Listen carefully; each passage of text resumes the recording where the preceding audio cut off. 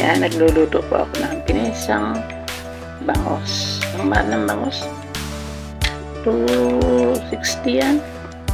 Pinesa ko lang yung ulo at yung isang gilid.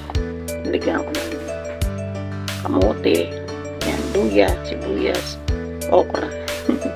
Ngayon lagi makakakita ng may okra.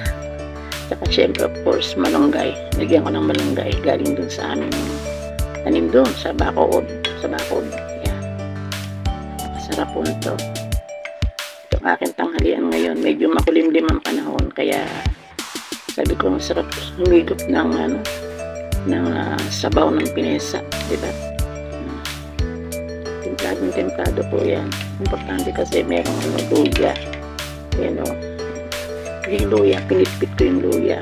Sama yung balat. Kasi nandun daw yung vitamin sa balat ng luya. Yan. Ito. Tignan nyo ha. May balat yung luya. Yan, may balat yan. May kamote. Yan.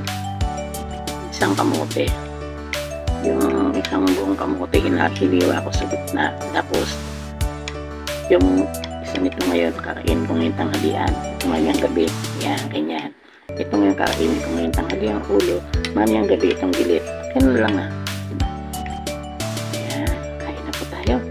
Sarap nito. Lalo pagka ganitong makulimlim ang panahon. Diba? Maulan-ulan. Yummy na. Oh. Simpleng ulam, pero ang mahal po talaga ng bangos. 260 yan. Bali, 5 gilid. Yung 3, tinago ko dun sa rep kasi sisiglan ko ng bukas. Yan. Tara, kain na.